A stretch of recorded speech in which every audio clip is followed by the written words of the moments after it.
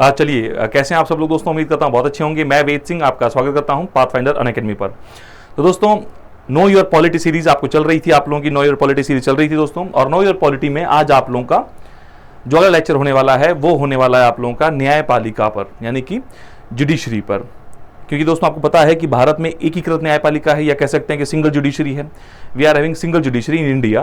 तो वो single judiciary क्या होती है, कैसे वो काम करती है, इस पर आज हम लोग चर्चा करने वाले हैं। और जैसे कि आपको पता है कि नो योर पॉलिटी सीरीज जो है दोस्तों, ये आप लोगों की क्या है, ये आप लोगों की कॉन्सेप्चुअल सीरीज है। इसमें आप लोगों के जितने भी कॉन्सेप्ट्स हैं वो क्लियर करवाए जाने हैं मेरे द्वारा, ठीक है। ये 30 लेक्चर के करीब आपके होने वाले हैं। और इसको करने के पश्चात आप लोगों की जो इंडियन पॉलिटी है उसके सभी जो कॉन्सेप्ट्स हैं वो सब आपके एकदम, जिसे बोलते हैं ना कि माइंड में होंगे, with the maps, mind map जिसे हम लोग कहते हैं, उस तरीके से आपको ये सीरीज करवाई जा रही है। तो ऑब्वियसली बात है आप इसको एंजॉय कर रहे होंगे। पहले 3-4 सेशन आप लोगों के हो चुके हैं, बाकी ये आप लोगों का जो सेशन है ये रिकॉर्डेड फॉर्म में आपके सामने आने वाला है। तो दोस्तों आइए देखते हैं न्यायपालिका का ढांचा, यानी कि स्ट्रक्चर ऑफ द जुडिशरी। तो सबसे पहली बात तो जब हम बात करते हैं दोस्तों स्ट्रक्चर की हमारे जुडिशरी की, तो उसमें क्या है दोस्तों, भारतीय संविधान एकीकृत न्यायपालिका, दैट इज सिंगल जुडिशरी। भारतीय संविधान जो है वो एकीकृत न्यायपालिका की स्थापना करता है। भारत की न्याय, अगर आप चाहें तो आप देखिए इन चीजों को मैं आपको समझाऊंगा अभी ब्लैंक बोर्ड पर भी, तो परेशान ना हो। भारतीय संविधान एकीकृत न्यायपालिका, दैट इज सिंगल जुडिशरी, जो अंग्रेजी वाले हैं वो इसे क्या लेंगे दोस्तों, वो इसे लेंगे एक सिंगल जुडिशरी के तौर पर की स्थापना करता है। भारत की न्याय व्यवस्था में सर्वोच्च न्यायालय, दैट इज एपेक्स कोर्ट, जिसके सुप्रीम कोर्ट भी आप लोग कहते हैं, भारत की न्याय व्यवस्था में सर्वोच्च न्यायालय शीर्ष पर है। इसके नीचे दोस्तों राज्य स्तर पर अगर हम बात करें तो उच्च न्यायालय है, तथा इन उच्च न्यायालयों के नीचे अगर बात की जाए तो अधीनस्थ न्यायालय जिसे आप कहते हैं सबऑर्डिनेट कोर्ट्स। तो सबऑर्डिनेट कोर्ट्स इसमें आते हैं जिला अदालत, जैसे अन्य निचली अदालतें, जिसे आप लोग दोस्तों सेशन कोर्ट कह देते हैं, या हम लोग उसको डिस्ट्रिक्ट कोर्ट्स कह देते हैं। तो इस पर हम लोग विस्तार करेंगे। पहले जो बात यहाँ लिखी हुई है उसको आप लोग एक बार देख लीजिए, बाकी तो आप लोग ब्लैंक बोर्ड पे ज्यादा अच्छी तरीके से समझते हैं तो उसको हम समझेंगे आगे चलकर। दोस्तों यहाँ पर भारत में कोई भी केस, कैसा भी केस होगा, उसकी शुरुआत अधीनस्थ न्यायालय, दैट इज सबऑर्डिनेट कोर्ट्स में ही होती है, चाहे वो किसी भी सूची में से संबंधित ना हो। तो ये सूची क्या है, उससे संबंध क्या है, इन सब पर हम लोग अभी डिटेल से बात करने वाले हैं। तो मुझे पूरा भरोसा है कि जो टॉपिक है न्यायपालिका का ढांचा, यानी कि स्ट्रक्चर ऑफ द जुडिशरी, इसको आप लोग आज बहुत बेहतर तरीके से समझेंगे। अगर आप चाहें तो पहले समझ लीजिए, उसके बाद इन चीज़ों को आप पढ़ लीजिएगा। ये सब चीज़ें आप लोगों को टेलीग्राम ग्रुप में मिल जाती हैं, तो प्लीज़ टेलीग्राम को बिल्कुल भी सब्सक्राइब करना, उसको फॉलो करना ना भूलें। आइए दोस्तों देखते हैं, मैंने आप लोगों से क्या कहा, मैंने आपसे कहा कि भारत में जो न्यायपालिका का ढांचा है दोस्तों वो कुछ इस प्रकार का है, स्ट्रक्चर ऑफ द जुडिशरी। सबसे नीचे कौन से कोर्ट्स हैं दोस्तों, सबसे नीचे जो कोर्ट्स हैं वो हैं अधीनस्थ न्यायालय, यानी कि सबऑर्डिनेट कोर्ट्स। अब जो हिंदी वाले हैं दोस्तों वो इसे लिखते चलेंगे। ये क्या है दोस्तों, तो ये है आप लोगों के अधीनस्थ न्यायालय। ये कौन से दोस्तों, तो ये आपके अधीनस्थ न्यायालय है, या फिर इसी को आप लोग कहते हैं सबऑर्डिनेट कोर्ट्स। इसके ऊपर जब आप लोग जाएंगे दोस्तों तो यहां पर आते हैं आपके उच्च न्यायालय, यानी कि हाई कोर्ट्स। और सबसे ऊपर जब आप पहुंचते हैं दोस्तों तो यहां पर क्या है, यहां पर सर्वोच्च न्यायालय है, यानी कि सुप्रीम कोर्ट है, जिसको आप लोग एपेक्स कोर्ट भी कह सकते हैं।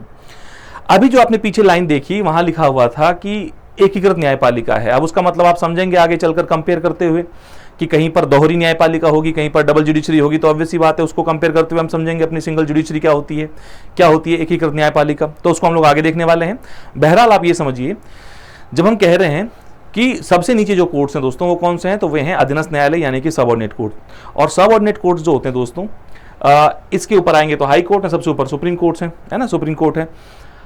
भारत में कोई भी कैसा भी केस हो दोस्तों, भारत में कोई भी कैसा भी केस हो, उसकी शुरुआत कहां होती है, तो उसकी शुरुआत होती है दोस्तों सबऑर्डिनेट कोर्ट्स में, यानी कि अधीनस्थ न्यायालय में। कहां पर शुरुआत होती है दोस्तों, इसकी शुरुआत होती है अधीनस्थ न्यायालय, यानी कि सबऑर्डिनेट कोर्ट्स में।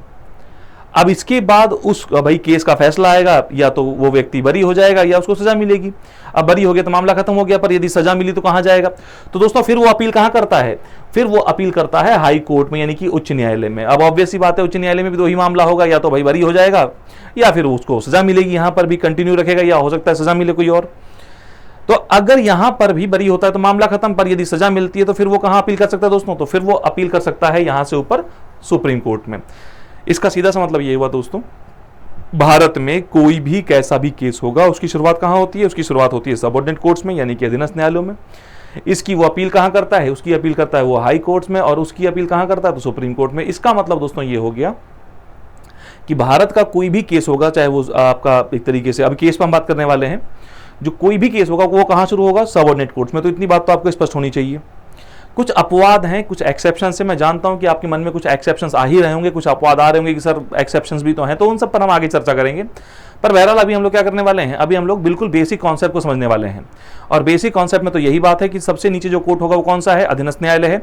इसके बाद जो उसकी अपील होगी कहां होगी, हाई कोर्ट में, और उसकी अपील कहां होगी, सुप्रीम कोर्ट में। इसका मतलब ये है दोस्तों कि सुप्रीम कोर्ट और हाई कोर्ट जो है ये क्या है, ये अपीलेट कोर्ट्स हैं। ये क्या है, ये अपीलेट कोर्ट्स हैं या ये अपीली न्यायालय हैं सॉरी।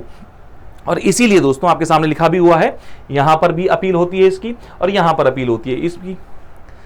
तो दोस्तों अगर मैं आपसे कहूं तो सर्वोच्च न्यायालय और उच्च न्यायालय ये क्या है, ये अपीलीय न्यायालय हैं, ये अपीलेट कोर्ट्स हैं, ये अपील सुनते हैं। ये क्या सुनते हैं दोस्तों, ये अपील सुनते हैं। शुरुआत कहां होती है केसेस की, कितने भी प्रकार के जो केस हैं उनकी शुरुआत कहां पर होगी दोस्तों, तो उनकी शुरुआत होती है सबऑर्डिनेट कोर्ट्स में, यानी कि अधीनस्थ न्यायालय में। बाकी हाई कोर्ट सुप्रीम कोर्ट क्या है दोस्तों, अपीलेट कोर्ट्स यानी कि अपील वाले अपीलीय न्यायालय हैं, वहां पर अपील सुनी जाती हैं। जो यहां से आएंगी वो यहां जाएंगी, जो यहां से आएंगी वो यहां जाएंगी। और यही कारण है कि सर्वोच्च न्यायालय और उच्च न्यायालय को अपीलीय अधिकारिता दी गई है, यानी कि जिसे कहते हैं कि अपीलेट जुरिडिक्शन, ये अपील सुनते हैं दोस्तों। केस की शुरुआत नहीं होती यहां पर, केस की शुरुआत तो यहां पर होती है। मैं फिर आपसे कह रहा हूं कि हो सकता है आप में से किसी ने पॉलिटी पढ़ी हो, थोड़ा बहुत वो जानते हो इसके बारे में, तो अपवाद की बात हम नहीं करेंगे। अभी जो हमारा टॉपिक है वो है कि न्यायपालिका का ढांचा, यानी कि जो स्ट्रक्चर ऑफ द जुडिशरी है, एकीकृत न्यायपालिका है या इंटीग्रेटेड जुडिशरी है, या इसको आप लोग सिंगल जुडिशरी भी कह देते हैं। ये क्या होता है, हमारा उद्देश्य अभी इसको जानने का है ना। बाकी हम न्यायपालिका नहीं पढ़ रहे हैं अभी कि सर सुप्रीम कोर्ट में ये क्लॉजेस हैं, we are not dealing with that articles of Supreme Court और आर्टिकल्स ऑफ हाई कोर्ट, वो हम आगे पढ़ेंगे अपनी कक्षाओं में। फिलहाल ये कॉन्सेप्चुअल जो सीरीज है, इसमें आपके जो कॉन्सेप्ट्स हैं उनको तैयार करना मेरा उद्देश्य है। तो भैया आप लोगों ने कहा कि सर जो भी कैसा भी केस होगा वो कहां शुरू होगा, सबऑर्डिनेट कोर्ट्स में, यानी कि अधीनस्थ न्यायालय में। और दोस्तों ये जो अधीनस्थ न्यायालय है ना, इनको हम सम्मिलित रूप से कहते हैं अधीनस्थ न्यायालय। इसमें दो प्रकार के कोर्ट आते हैं। अधीनस्थ न्यायालय यानी कि जो सबऑर्डिनेट कोर्ट्स हैं दोस्तों, इनमें दो प्रकार के कोर्ट आते हैं। एक कौन सा है दोस्तों, तो एक है आपका जिला, जिसे आप लोग कहते हैं जिला न्यायालय। क्या कहते हैं, जिसे आप लोग कहते हैं दोस्तों जिला न्यायालय, या इसको आप लोग कहते हैं डिस्ट्रिक्ट कोर्ट। क्या कहते हैं दोस्तों, तो इसको आप लोग कह देते हैं डिस्ट्रिक्ट कोर्ट। ये दोस्तों आपका डिस्ट्रिक्ट कोर्ट है। और दोस्तों दूसरा जो होता है वो होता है सत्र न्यायालय। क्या है, सत्र न्यायालय है, या फिर इसी को आप लोग कहते हैं सेशन कोर्ट। सो अगर हम कहें सबऑर्डिनेट कोर्ट्स, तो सबऑर्डिनेट कोर्ट्स का मतलब क्या है दोस्तों, तो जिला और सत्र न्यायालय को ही सम्मिलित रूप से हम कह देते हैं क्या, सबऑर्डिनेट कोर्ट्स या फिर अधीनस्थ न्यायालय। इसका मतलब यह है कि अधीनस्थ न्यायालय या फिर सबऑर्डिनेट कोर्ट जो है ये जिला न्यायालय और सत्र न्यायालय से मिलकर बनता है। तो मोटे तौर पर हमने कह दिया उसको सबऑर्डिनेट कोर्ट्स। आप उसको जब ज्यादा खोलेंगे तो आप पाएंगे कि एक जिला न्यायालय है, एक सत्र न्यायालय है। और मैंने आपसे अभी एक बात कही थी, आप उस बात को समझिए। मैंने आपसे कहा था कि भारत में कोई भी कैसा भी केस होगा, भारत में कोई भी कैसा भी केस होगा, उसकी शुरुआत कहां पर होगी, तो सर उसकी शुरुआत होगी सबऑर्डिनेट कोर्ट्स में। और सबऑर्डिनेट कोर्ट्स का मतलब क्या है, जिला और सत्र न्यायालय है। तो सबसे पहले तो हमें यह जानना जरूरी है दोस्तों कि केस कितने प्रकार के होते हैं, how many types of cases are there. तो दोस्तों अगर मैं आपसे बताऊं तो यहां पर दो प्रकार के केस आते हैं। कितने टाइप के दोस्तों, तो दो प्रकार के केस आते हैं। अगर हम बात करें, एक होता है दोस्तों सिविल केस, एक होता है दोस्तों सिविल केस, और एक होता है दोस्तों क्रिमिनल केस। एक कौन सा होता है, एक होता है क्रिमिनल केस, आपराधिक मामला और सिविल मामला या दीवानी मामला दोस्तों। अब अगर बात करें इसमें डिफरेंस करने की, तो सिविल मामले दोस्तों अगर हम इसको परिभाषित करने का प्रयास करें, या पहले एग्जांपल देख लें आप लोग, शादी तलाक के जो मामले हो गए, भूमि विवाद इत्यादि के जो मामले हो गए, या उत्तराधिकार के जो मामले हो गए, ये जो सब मामले हैं दोस्तों ये कौन से केसेस में आते हैं, ये आते हैं सिविल केसेस में। ये किस में आते हैं दोस्तों, तो ये आते हैं सिविल केसेस में, यानी दीवानी मामलों में। पर जब हम बात करते हैं रेप की, जब हम बात करते हैं मर्डर की, एक्सटॉर्शन की, तो ये सब किस में आते हैं दोस्तों, तो ये सब आते हैं आपके क्रिमिनल केसेस में। और भी कई सारे एग्जांपल हो सकते हैं। तो ऐसे में मैंने आपसे कहा कि केस दो प्रकार के होते हैं, एक होता है सिविल केस, एक होता है क्रिमिनल केस। सिविल केस बोले तो आपने कहा कि साहब ये शादी तलाक के जो मामले हो गए, जो भूमि विवाद हैं, उत्तराधिकार इत्यादि के जो मामले हैं, ये किस में आते हैं, ये आते हैं आपके सिविल केसेस में, दीवानी मामलों में।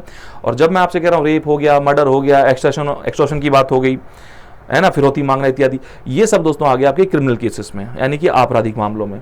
और अगर आप इनको परिभाषित ही करना चाहते हैं, अगर आप इनको डिफाइन करना चाहते हैं, तो आप ऐसा कह सकते हैं कि civil cases are those cases which are compensable in nature, जो क्षतिपूर्ति योग्य हैं। इसका मतलब यह है कि सिविल केसेस जो होते हैं दोस्तों ये क्या है, ये क्षतिपूर्ति योग्य हैं, इनमें क्षतिपूर्ति की जा सकती है, इनमें क्षतिपूर्ति हो सकती है। मतलब जो क्षति हुई है उसकी आपूर्ति कर दीजिए। जैसे आप देखते हैं दोस्तों शादी के बाद अगर तलाक होता है, तो ऐसे में आपने कई बार देखा होगा कि पुरुष जो है वो अपनी कुछ संपत्ति का हिस्सा जो है अपनी महिला को देता है क्षतिपूर्ति के तौर पर, कंपनसेशन के तौर पर। तो ये कौन सा दोस्तों केस हुआ, ये हुआ आपका civil case which are compensable in nature, या जो क्षतिपूर्ति योग्य हैं। पर जब हम बात करते हैं क्रिमिनल केसेस की, जब हम बात करते हैं दोस्तों आपराधिक मामलों की, तो जहां आप लोग कह रहे हैं कि मर्डर कर देना, रेप कर देना या एक्सटॉर्शन मांगना, दोस्तों ये सब क्या है? ये सब क्रिमिनल केसेस हैं। इनमें क्या आपको लगता है कि क्षतिपूर्ति योग्य होंगे? मतलब आप किसी कोई व्यक्ति अगर किसी के बच्चे को मार दे और वो ये कह दे कि नहीं जो है उसके माता पिता से कि नहीं मैं आपको 1 लाख रुपए दे देता हूँ, 10 लाख रुपए दे देता हूँ और आप क्षति मतलब जो हुई है उसकी पूर्ति मान लीजिए, तो क्या ऐसा संभव है क्या? ऑब्वियसली बात है, आप कहेंगे सर नहीं ऐसा नहीं होना चाहिए। इसका मतलब तो दोस्तों ये हुआ कि क्रिमिनल केसेस वो केसेस हैं which are non compensable in nature, जो क्षतिपूर्ति योग्य नहीं है। बड़ा स्पष्ट तौर पर मैंने आपको समझाया दोस्तों, सिविल केसेस जो कंपनसेबल है नेचर में, criminal cases which are not compensable in nature, या जो क्षतिपूर्ति योग्य नहीं है या जिनकी क्षतिपूर्ति नहीं की जा सकती है। Am I clear with this? तो केसेस 2 प्रकार के, civil criminal, civil compensable, non criminal non compensable. अभी आपने जो बात देखी थी अधीनस्थ न्यायालयों को लेकर कि सर सबसे नीचे जो कोर्ट्स हैं वो कौन से हैं दोस्तों, तो वो आपने कहा था सर वो आपका सबऑर्डिनेट कोर्ट्स हैं या अधीनस्थ न्यायालय हैं, जिनको सम्मिलित रूप से अगर आप देखते हैं तो आप यहाँ पर आप देखते हैं कि जिला न्यायालय से मिलकर और सत्र न्यायालय से मिलकर बनता है, सेशन कोर्ट और डिस्ट्रिक्ट कोर्ट से मिलकर बनता है। अब ये जो 2 केसेस हैं उनका संबंध इन दोनों के कोर्ट से है दोस्तों। अब आप यहां पर क्या करेंगे, लिंक लगाना शुरू करेंगे। आपकी जो पहले की सीरीज है हम उनसे भी चीजों को समझ रहे हैं। देखिए जो आपकी पहले की सीरीज है, ये सीरीज जो लॉन्च की गई है नो योर पॉलिटी सीरीज दोस्तों, ये कुछ इस प्रकार से डिजाइन की गई है कि जितने भी लेक्चर्स आपके होते चले जाएंगे, मान लेते हैं आप लोगों ने सबसे पहले संघीय व्यवस्था को पढ़ा, फेडरल सिस्टम को पढ़ा, उसके बाद आप लोगों ने पढ़ा शक्तियों की 3 सूचियां, फिर 3 लिस्ट ऑफ पावर्स। तो हमने क्या किया, हमने उसको उसके साथ में एक तरीके से क्योंकि अल्टीमेटली कोई टॉपिक डिपेंडेंट नहीं इंडिपेंडेंट नहीं होता दोस्तों, each and every topic is independent with each other, मतलब सभी जो टॉपिक हैं वो एक दूसरे से जुड़े हुए हैं। तो जो दूसरा टॉपिक था हमने उसको जोड़ लिया पहले टॉपिक से और हमने उस पर आंसर राइटिंग भी करी मेंस की, हमने उस पर प्रीलिम्स के क्वेश्चंस भी देखे। ठीक इसी प्रकार जब आप आगे बढ़ते हैं तो आप देखते हैं न्यायपालिका का ढांचा यानी कि स्ट्रक्चर ऑफ द जुडिशरी, अब हम इसको फिर जोड़ने वाले हैं उसी टॉपिक से आप लोग, ताकि आप क्या करें उन 2 क्लासेस को यहां से मर्ज कर सकें। तो ये जो सीरीज होने वाली है ये पढ़ने को आप लोग अलग अलग टॉपिक इंडिपेंडेंट पढ़ रहे हैं, पर अल्टीमेटली लास्ट में आप क्या करने वाले हैं, टॉपिक पढ़ने के बाद आप इस टॉपिक को पहले वालों से कोरिलेट कर लेंगे, इंटरलिंक कर लेंगे, उसके बाद आपका आंसर राइटिंग और अच्छा हो जाएगा। तो हमारा जो उद्देश्य है इस सीरीज के माध्यम से वो यही है दोस्तों कि आप लोगों का प्रीलिम्स और मेंस दोनों के स्तर पर आप बहुत अच्छा परफॉर्म करने वाले हैं, बहुत अच्छा परफॉर्म करेंगे यदि आप लोग चीजों को साथ लेकर चल रहे हैं, समग्र रूप से। इसे कहते हैं होलिस्टिक अप्रोच होना चाहिए। तो उसी तरीके से मैं आपको पढ़ा रहा हूं। तो मैंने आपसे कहा दोस्तों यहाँ पर कि जिला न्यायालय है, सत्र न्यायालय है, और मैंने आपसे कहा कि जो 2 केस आपने देखे सिविल केस और क्रिमिनल केस, इनका संबंध इन्हीं कोर्ट से दोस्तों। तो क्या संबंध है सर, कैसा संबंध है ऐसा? तो दोस्तों ध्यान से सुनिए अब इस बात को आप लोग। सिविल केसेस जो आपने देखा कि जो क्षतिपूर्ति योग्य हैं, इनकी सुनवाई कहां होती है दोस्तों, तो इनकी सुनवाई होती है, सिविल केसेस की सुनवाई होती कहां पर, जिला न्यायालय मतलब डिस्ट्रिक्ट कोर्ट में। बहुत गहराई से समझिएगा इस बात को। सिविल केसेस जो हैं जो क्षतिपूर्ति योग्य हैं, जिनमें क्षतिपूर्ति के माध्यम से काम हो सकता है, इन केसेस की सुनवाई होती है कहां पर दोस्तों, डिस्ट्रिक्ट कोर्ट में यानी कि जिला न्यायालय में। और जो क्रिमिनल केसेस होते हैं दोस्तों, जो आपराधिक मामले होते हैं जो क्षतिपूर्ति योग्य नहीं होते हैं, इनकी सुनवाई कहां होती है दोस्तों, तो इनकी सुनवाई होती है कहां पर, सत्र न्यायालय यानी कि सेशन कोर्ट में। इसका मतलब यह हुआ दोस्तों, सेशन कोर्ट में क्रिमिनल केसेस की सुनवाई होती है और जिला न्यायालय या फिर डिस्ट्रिक्ट कोर्ट में होती है सिविल केसेस की सुनवाई। इतनी बात स्पष्ट हो गई आप लोगों को? मैं फिर कह रहा हूं आप लोगों को, डोंट गो ऑन दैट अपवाद्स, एक्सेप्शंस पे नहीं जाना है अभी आप लोगों को, पहले आपको कॉन्सेप्ट को समझना है, उसके बाद अपन अपवाद पे चलेंगे। अब यहां पर इतना मामला क्लियर हो गया कि सर अधीनस्थ न्यायालय होते हैं सबसे नीचे और वो 2 न्यायालयों से मिलकर बनते हैं, सत्र न्यायालय और जिला न्यायालय। और सर जो 2 केस हुए आप लोगों के, एक कैटेगरी होगी सिविल केसेस की, एक कैटेगरी होगी क्रिमिनल केसेस की। सिविल केस की सुनवाई जो है वो जिला न्यायालय में होती है और सत्र न्यायालय में होती है क्रिमिनल केसेस की सुनवाई। इतनी बात क्लियर होनी चाहिए अभी तक आप लोगों को। अब आगे बढ़ते हैं दोस्तों, और आगे बढ़कर एक और बात आप समझिए जो बड़ी इंटरेस्टिंग लगेगी आप लोगों को। दोस्तों आप लोगों ने 2 पदाधिकारियों के नाम सुने होंगे, 2 आप लोगों ने ऐसी पोस्ट सुनी होंगी। एक तो आप लोग कहते हैं जज साहब कि साहब ये तो जज साहब हैं, ये क्या हैं, ये जज हैं। और दोस्तों एक आपने सुना होगा मजिस्ट्रेट साहब, एक है दोस्तों मजिस्ट्रेट, एक है जज। तो कई बार आप भी कंफ्यूज हो जाते होंगे कि सर मजिस्ट्रेट और जज में क्या अंतर होता है ना? कई बार आपको लगता है कि सर मजिस्ट्रेट भी वही लगते हैं, जज भी वही लगते हैं दोस्तों। तो आज इस बात को भी आप क्लियर कर लीजिए कि जज और मजिस्ट्रेट में क्या अंतर होता है, और वो भी बहुत दूर नहीं जाना है। ये जो कॉन्सेप्ट आप पढ़ रहे हैं इन्हीं से ये जुड़ा हुआ है, each and every concept is interlinked with each other. अब दोस्तों आपने कहा कि एक होता है जज, एक होता है मजिस्ट्रेट। दोस्तों जज साहब जो होते हैं ये कौन होते हैं, तो ये बैठते हैं कहां पर, जज बैठता है दोस्तों जिला न्यायालय में। जज कहां बैठते हैं दोस्तों, तो जज बैठते हैं जिला न्यायालय यानी कि डिस्ट्रिक्ट कोर्ट में।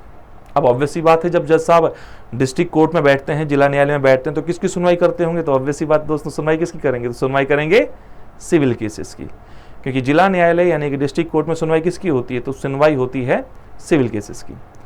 तो जो आप देखते हैं जज लगा होता है, या जज साहब आप जिसको बोलते हैं, देखते हैं, वे सुनवाई करते हैं किसकी? वे सुनवाई करते हैं सिविल केसेस की, जो क्षतिपूर्ति योग्य हैं। और दूसरा जो पदाधिकारी आपने देखा दोस्तों यहाँ पर, कौन सा? मजिस्ट्रेट। दोस्तों ये इसको आप लोग कहते हैं दंडाधिकारी। मजिस्ट्रेट साहब जो होते हैं ये सुनवाई करते हैं किनकी? ये सुनवाई कर ये बैठते हैं कहां पर? ये बैठते हैं सत्र न्यायालय में, यानी कि सेशन कोर्ट में। तो जब मैंने आपसे कहा दोस्तों कि जो जज साहब हैं ये कहाँ बैठते हैं? तो ये बैठते हैं डिस्ट्रिक्ट कोर्ट में, सुनवाई करते हैं सिविल केसेस की। और अब मैंने आप लोगों से कहा कि जो मजिस्ट्रेट साहब हैं ये बैठते हैं सेशन कोर्ट में, यानी कि सत्र न्यायालय में। और जब सत्र न्यायालय में बैठ रहे हैं दोस्तों, ये किसकी सुनवाई करेंगे? तो ये सुनवाई करते हैं क्रिमिनल केसेस की। Am I clear with this? मुझे पूरा भरोसा है कि आपको ये बात क्लियर हो गई होगी। सिविल केसेस की सुनवाई कौन करता है? जज। कहाँ बैठते हैं? डिस्ट्रिक्ट कोर्ट में। क्रिमिनल केसेस की सुनवाई कौन करता है? मजिस्ट्रेट। कहाँ बैठते हैं दोस्तों? सेशन कोर्ट में। इतनी बात क्लियर रखनी है अभी आपको, बाकी अभी आप लोगों को आगे सब जब हम पढ़ेंगे न्यायपालिका तरीके से, तब आप लोगों को और बातें समझ में आ जाएंगी। पर अभी तक आपको जो समझ में आना चाहिए था, वो ये जो बात थी ये होनी चाहिए थी। अब मान लेते हो दोस्तों कि यहां से किसी व्यक्ति को, अब मैंने कहा कोई भी कैसा भी केस शुरू होगा। अब कोई भी कैसा भी केस कहां शुरू होता है? तो कोई भी हो कैसा भी केस हो, मतलब क्या? या तो सिविल केस होगा या तो क्रिमिनल केस होगा। सुनवाई कहां पर होगी? सुनवाई होगी अधीनस्थ न्यायालय में। मतलब अगर सिविल केस होगा तो डिस्ट्रिक्ट कोर्ट, अगर क्रिमिनल केस होगा तो सेशन कोर्ट। इसके बाद उसकी अपील कहां जाएगी दोस्तों? इसके बाद उसकी अपील जाएगी हाई कोर्ट्स में। हाई कोर्ट में जाएगी दोस्तों, यानी कि उच्च न्यायालय में जाएगी। अब हाई कोर्ट में भी मान लीजिए उस व्यक्ति को सजा बरकरार रखी गई, उस व्यक्ति की सजा बरकरार रखी गई। जिसमें मैं आपको कुछ एग्जांपल देता हूं। ऐसा नहीं कि अपील हर कोई कर सकता है, ऐसा भी नहीं होता दोस्तों। यहां पर कुछ दायरे हैं, कुछ लिमिटेशंस भी होती हैं। जैसे एग्जांपल के तौर पर सत्र न्यायालय या अतिरिक्त सत्र न्यायालय, एडिशनल। इसके नीचे दोस्तों सत्र न्यायालय आपने कह दिया, इसके नीचे कुछ लेवल पर और होते हैं। अलग अलग स्टेट्स का ये अलग अलग स्ट्रक्चर होता है। कहीं 2 टियर होते हैं, कहीं 3 टियर होते हैं। तो इसको आप लोग डीपली पढ़ने वाले हैं, जहां हम पढ़ेंगे अधीनस्थ न्यायालयों को। अभी आप इतना समझ लीजिए कि जैसे मान लीजिए किसी सत्र न्यायालय ने किसी व्यक्ति को सजा सुना दी 7 साल की। अगर किसी सत्र न्यायालय ने, अगर किसी सेशन कोर्ट ने किसी व्यक्ति को 7 साल की सजा सुनाई है दोस्तों, तो ही इज और she is eligible to appeal in the High Court. तो वो हाई कोर्ट में अपील करने के लिए क्या है? एक तरीके से स्वतंत्र है, वे कर सकते हैं। पर क्या कहा मैंने? 7 वर्ष या उससे अधिक की यदि सजा सुनाता है सत्र न्यायालय किसी व्यक्ति को, तो ऐसे में वो क्या कर सकता है? अपील हाई कोर्ट में अपील कर सकता है। या अगर कहा जाए दोस्तों, यदि सत्र न्यायालय ने किसी व्यक्ति को फांसी, अब मैं देखिए यहाँ क्रिमिनल केसेस की बात चल रही है, क्योंकि अल्टीमेटली यहाँ सजा वाली बात हो रही है, क्षतिपूर्ति की बात नहीं हो रही यहाँ पर। अब जब सजा की बात हो रही है तो वो कौन से मामले होंगे? Criminal cases. क्रिमिनल केसेस कहाँ जाएंगे? सेशन कोर्ट में। सेशन कोर्ट में कौन सुनवाई करता है? मजिस्ट्रेट। तो each and everything is interlinked. तो एक तो मैंने आपसे कहा कि यदि किसी व्यक्ति को 7 वर्ष या उससे अधिक की सजा मिली है सत्र न्यायालय द्वारा, सेशन कोर्ट के द्वारा, तो वो अपील कर सकता है कहां पर? हाई कोर्ट में। और यदि किसी व्यक्ति को सत्र न्यायालय ने फांसी की सजा सुना दी दोस्तों, अगर किसी व्यक्ति को सत्र न्यायालय यानी कि सेशन कोर्ट ने फांसी की सजा सुना दी है दोस्तों, तो ऐसे में वो व्यक्ति चाहे यहां से यहां अपील करे या ना करे, उसकी अपील हाई कोर्ट में चली ही जाती है। इन सब बातों को और डेप्थ में आपको मैं बताऊंगा जब आप पढ़ेंगे हाई कोर्ट्स। लेकिन अभी चूंकि आप अपील समझना चाहते हैं कि सर अपील का मतलब कैसे सर, तो अगर यहां पर कोई मामला बनता है तो यहां से व्यक्ति कहां जा सकता है अपील करने? हाई कोर्ट में। अब मान लेते दोस्तों हाई कोर्ट से भी आपकी सजा को बरकरार रखा गया, उस व्यक्ति की सजा जो है उसको कंटिन्यू करा गया, तो फिर वो कहां अपील करेगा दोस्तों? तो वो अपील करेगा फिर सुप्रीम कोर्ट में। फिर वो कहां अपील करेगा? सुप्रीम कोर्ट में दोस्तों। अगेन हर कोई अपील करने के लिए एलिजिबल नहीं होता है कि नहीं बिल्कुल जो है मैं तो हाई कोर्ट से ऐसा है, मेरा फैसला आ गया, मैं चला जाऊंगा। वहां पर आपको एक सर्टिफिकेट मिलता है। जब आप हाई कोर्ट से सुप्रीम कोर्ट में अपील करते हैं तो वो सर्टिफिकेट मिलता है। सर्टिफिकेट का मतलब ये होता है कि जिसमें हाई कोर्ट कहते हैं कि भाई ये मामला बहुत गंभीर है और एक बार आपको इस पर विचार करना चाहिए, एक बार आपको इस पर विचार करना चाहिए। जैसे एग्जांपल के तौर पर कुछ केसेस में आपको बताता हूं जो आप सुप्रीम कोर्ट में अपील कर सकते हैं बिना सर्टिफिकेट के। अदरवाइज तो सर्टिफिकेट चाहिए आपको। हाई कोर्ट से सुप्रीम कोर्ट में जाने के लिए आपको सर्टिफिकेट चाहिए, पर कुछ एक मामले ऐसे होते हैं जहां पर आपको बिना सर्टिफिकेट काम चल जाता है। और वो कुछ मामले कैसे हैं दोस्तों? जैसे एग्जांपल के तौर पर यदि मान लीजिए किसी व्यक्ति को, यदि किसी व्यक्ति को सत्र न्यायालय ने, यदि किसी व्यक्ति को सत्र न्यायालय ने दोष मुक्त करार कर दिया है, मतलब उस पर कोई चार्ज नहीं है, वो बिल्कुल फेयर है, कोई दिक्कत नहीं, वो ही इज नॉट गिल्टी और शी इज नॉट गिल्टी, उसको दोष मुक्त करार कर दिया है, और उसके बाद जब वो मामले की सुनवाई गई हाई कोर्ट में, अब ऑब्वियसली बात है जो भाई सामने वाला पक्ष है वो तो खुश नहीं होगा, वो तो उसको सजा दिलाना, वो तो उसको एक तरीके से सजा दिलाना चाहता था, तो वो उससे खुश नहीं हुआ, तो उसने क्या किया, उसने उसकी अपील कहां करी, हाई कोर्ट में। और हाई कोर्ट में उस दोष मुक्त व्यक्ति को, जिसको सेशन कोर्ट ने दोष मुक्त करार कर दिया था कि इसमें कोई दोष नहीं है, कोई दिक्कत नहीं है इसमें, उस व्यक्ति को यदि हाई कोर्ट 10 साल, कम से कम 10 साल या उम्र कैद की सजा सुनाता है, 10 साल कम से कम या उम्र कैद, लाइफ टाइम इम्प्रिजनमेंट की सजा सुनाता है अगर हाई कोर्ट, जिस व्यक्ति को सेशन कोर्ट ने क्या कर दिया था, जिस व्यक्ति को सत्र न्यायालय ने बरी कर दिया था, ऐसे व्यक्ति की सुनवाई कर रहा है हाई कोर्ट आगे चलकर अपील के थ्रू, और उसको 10 वर्ष कम से कम और या फिर उम्र कैद की सजा सुना देता है दोस्तों, तो ऐसे में वो व्यक्ति एलिजिबल होता है सुप्रीम कोर्ट में अपील करने के लिए। ये मैं कब मैं कह रहा हूं, ये मैं तब कह रहा हूं दोस्तों, तब सर्टिफिकेट के थ्रू आप नहीं जा रहे हैं। अदरवाइज तो हाई कोर्ट से अगर आप सुप्रीम कोर्ट जा रहे हैं तो आपके पास एक सर्टिफिकेट होगा, तो आप अलाउ हैं, आप एलिजिबल हैं कि आप सुप्रीम कोर्ट में अपील कर लीजिए दोस्तों। लेकिन अगर इस प्रकार का कोई मामला है, जैसे मैंने आपको एग्जांपल दिया, तो ऐसे में आप सीधे सुप्रीम कोर्ट में अपील कर सकते हैं आफ्टर हाई कोर्ट। तो आपने देखा कि तो सर बिना ये वाला मामला जो आपने बताया, इसके अलावा क्या फिर अगर अपील करनी है तो सर्टिफिकेट, एग्जैक्टली, तो सर्टिफिकेट लगेगा। अब सर्टिफिकेट दोस्तों, अब मान लेते हैं कि सर्टिफिकेट हर केस में तो मिलेगा नहीं हाई कोर्ट की ओर से, भाई हाई कोर्ट की ओर से हर मामले में तो सर्टिफिकेट मिलेगा नहीं, प्रमाण पत्र मिलेगा नहीं। कुछ मामले होंगे जिसमें मिलेगा दोस्तों, और वे मामले बहुत नहीं होंगे, वे कुछ एक मामले होंगे, ऑब्वियस ही बात है। तो आप ये समझ रहे होंगे कि तो मतलब सर ये है कि फिर तो हाई कोर्ट से सर्टिफिकेट प्राप्त करने वाले जो केसेस होंगे उनकी संख्या बहुत कम होगी, और वे केस जो हैं वे बड़े विरले केस होंगे, rare of the rarest case होंगे। Exactly, rare of the rarest case होते हैं दोस्तों। ये नहीं है कि ये भाग गया और वो भाग गई एंड ये हो गया और वो भैंस चोरी हो गई टाइप के केस सुनेगा सुप्रीम कोर्ट, नो। उसके लिए यहां पर ये है, वो ये मामला यहां देखने वाला मामला है। यहां जो केस पहुंचते हैं वे केस क्या है दोस्तों, वे केस बड़े इंपॉर्टेंट होते हैं, वे पूरी सोसाइटी पर इंपैक्ट डालते हैं। जैसे एग्जांपल के तौर पे कई सारे केस आपने देखे होंगे, चाहे वो 3 तलाक का मामला हो, भाई एक महिला से जुड़ा थोड़ी मामला था, वो पूरी महिलाओं की स्वतंत्रता से संबंधित मामला था। ये जब आप बात करते दोस्तों यहाँ पर निर्भया केस जब गया सुप्रीम कोर्ट के पास, तो निर्भया केस भी किसी एक महिला की सुरक्षा से संबंधित नहीं था, निर्भया केस भी दोस्तों भारत की सभी महिलाओं से संबंधित केस था। तो वे केसेस जो बहुत बड़े स्तर के होते हैं, जिनसे समाज पर प्रभाव पड़ता हो, उन केसेस की सुनवाई करता है सर्वोच्च न्यायालय। बाकी मैंने आपको एग्जांपल दे दिया, बिना सर्टिफिकेट वाला तो मैंने दे ही दिया आप लोगों को। तो इस प्रकार से हमारे यहां पर कार्रवाई होती है। सबसे नीचे कौन से दोस्तों, सबसे नीचे आपके सबऑर्डिनेट कोर्ट्स हैं, यानी कि अधीनस्थ न्यायालय हैं। इसके ऊपर जाएंगे तो आप लोगों के हाई कोर्ट्स हैं, सबसे ऊपर जो है वो सुप्रीम कोर्ट है। सुप्रीम कोर्ट के ऊपर कुछ भी नहीं है। Am I clear? अब मैंने आपसे एक बात कही थी दोस्तों शुरुआत में कि भारत में क्या है, भारत में सिंगल जुडिशरी है, we are having single judiciary, और हमारे पास एकीकृत न्यायपालिका है, एकल न्यायपालिका कह लीजिए, एकीकृत न्यायपालिका कह लीजिए, हमारे पास ये वाली न्यायपालिका है। इसका मतलब क्या होता है भाई, what do mean by the single judiciary? तो दोस्तों यहां पर आपको ये समझना पड़ेगा कि कहीं ना कहीं दुनिया में दोहरी न्यायपालिका भी होगी। उसी से कंपेयर करके हमने क्या कहा है कि हमारे यहाँ सिंगल जुडिशरी है। अदरवाइज तो कोई अगर दोहरी नहीं होती, डबल जुडिशरी नहीं होती, तो हम क्यों कहते सिंगल डबल, हमारे यहाँ जुडिशरी थी फिर तो। पर चूंकि कहीं ना कहीं दोहरी न्यायपालिका है, तभी हमने कंपेयर करके कहा कि फिर तो हमारे पास सिंगल है। तो दोहरी न्यायपालिका कहां है दोस्तों, तो आइए समझते हैं दोहरी न्यायपालिका कहां पर है। दोस्तों दोहरी न्यायपालिका है यूएसए में। एग्जांपल के तौर पर अगर हम लें तो अमेरिका में। अब ये सर डबल जुडिशरी का मतलब क्या होता है दोस्तों, आपने जो पहला टॉपिक देखा संघीय व्यवस्था या फिर फेडरल सिस्टम, उसको आप लोगों ने पढ़ा कि साहब संघीय व्यवस्था मतलब संघ होगा। भाई संघीय व्यवस्था मतलब क्या है, तो आपने पढ़ा है स्टार्टिंग में दोस्तों, संघीय व्यवस्था मतलब क्या होगा, संघीय का मतलब क्या हो गया, तो यहां पर संघ की बात होगी, और जहां संघ की बात होगी वहां पर एक बॉडी तो होगी नहीं, वहां कम से कम 2 बॉडीज होंगी। हमारे यहां पर केंद्र राज्य है, और हमारे यहां पर क्या, दुनिया में जहां पर भी संघीय व्यवस्था होगी, दुनिया में जहां पर भी फेडरल सिस्टम या फिर संघीय व्यवस्था होगी, वहां पर क्या होगा, वहां पर आपको 2 बॉडीज देखने को मिलेंगी।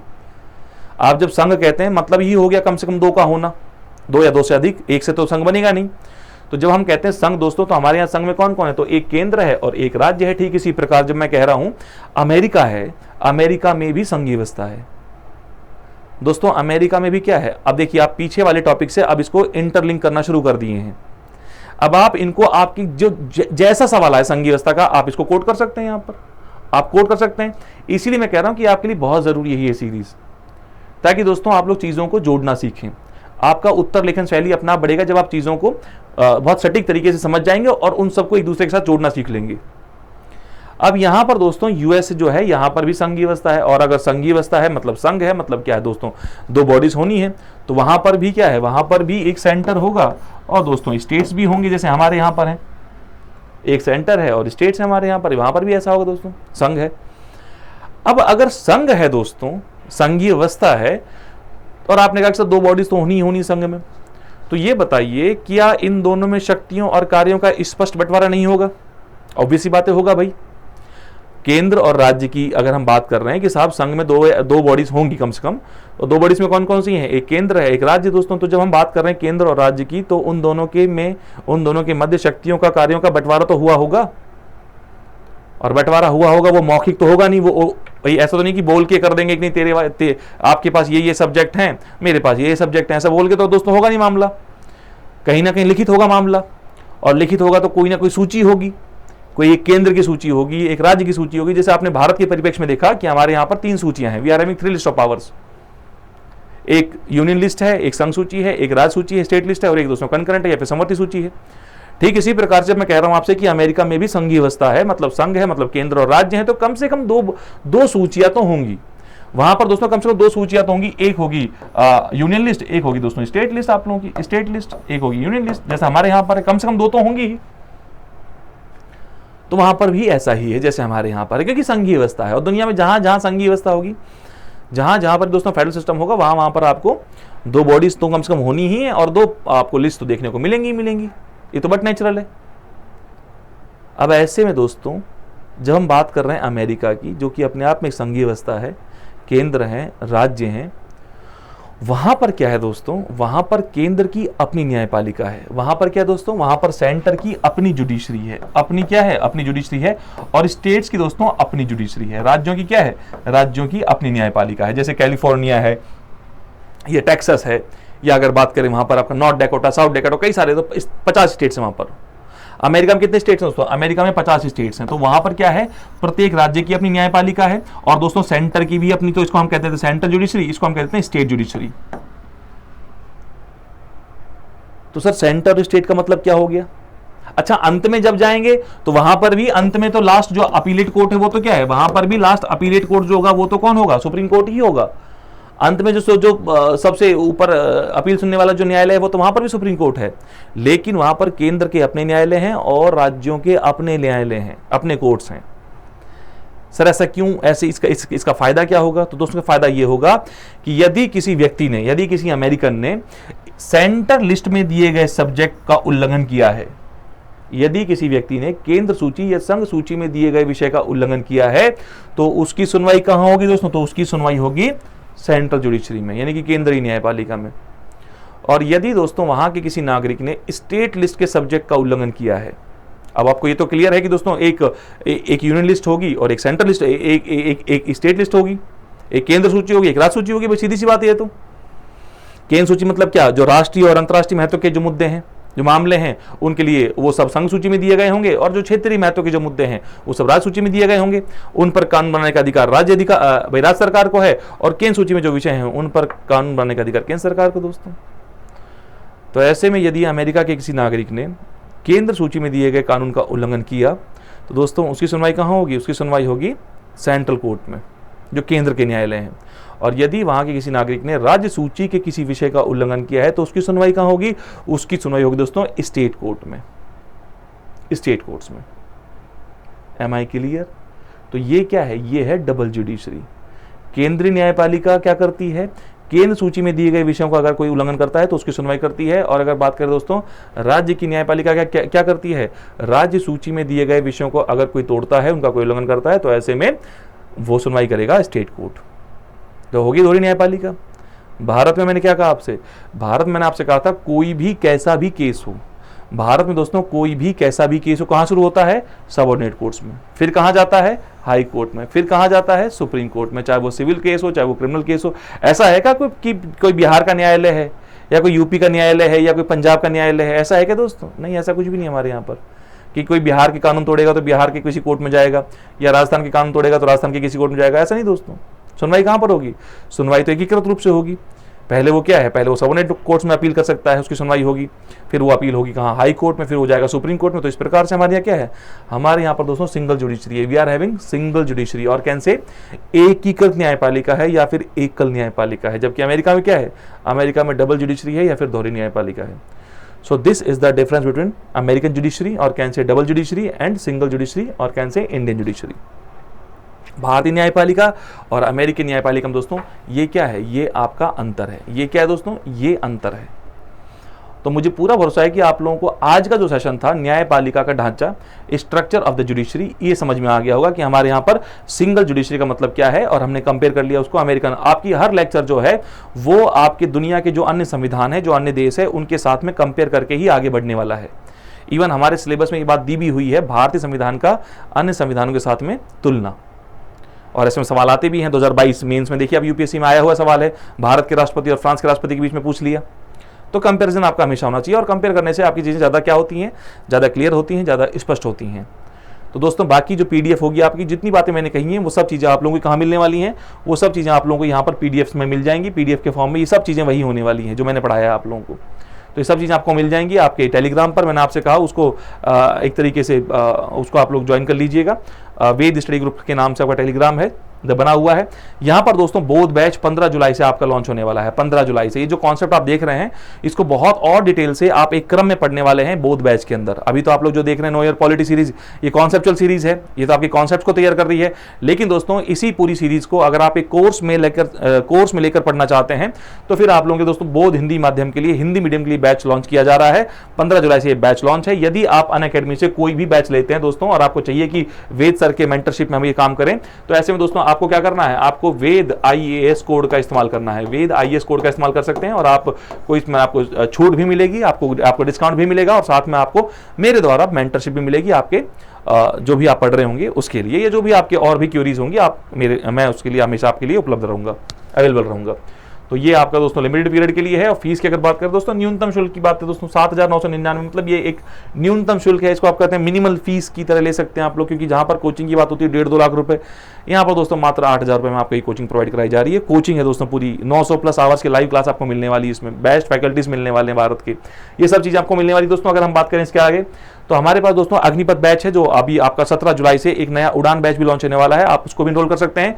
3 जुलाई से हमारा अग्निपथ बैच लॉन्च हो चुका है। सेम फीचर्स हैं, फैकल्टीज थोड़े डिफरेंट होंगे यहाँ पर, क्योंकि ये जो बैच है दोस्तों ये आपका बाइलिंगुअल बैच है, इसमें हिंदी और इंग्लिश, मतलब ये एक तरीके से इंग्लिश बैच है। पीपीटी जो होंगी वो आपकी अंग्रेजी में होंगी, पढ़ाने वाले जो शिक्षक होंगे वो आपको हिंदी और अंग्रेजी दोनों का इस्तेमाल कर रहे होंगे।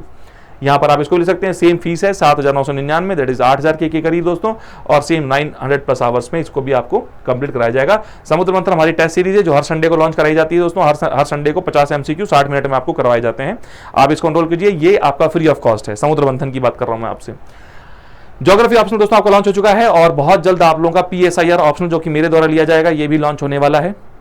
उसमें आप लोग इनरोल कर सकते हैं दोस्तों। उसके बारे में क्या क्या है जानकारी, कैसे आपको ऑप्शनल चूज करना चाहिए, what are the problems with the optional subjects जो भी बच्चा फेस करता है, इन सब पर हम लोग विस्तार से एक सेशन लाने वाले हैं, ताकि आप लोग उसमें जुड़ सकें और आप अपनी क्यूरीज को मेरे साथ में जो भी समस्याएं आपको डिस्कस कर सकें। ये दोस्तों आपका 1 अगस्त से शुरू होने वाला है। जो PSI होने वाला है वो आपका 15 अगस्त से शुरू होने वाला है। मोटा मोटा जो दोस्तों जानकारी मैं पहले ही रिवील कर रहा हूँ, बाकी ऐसा करना नहीं चाहिए।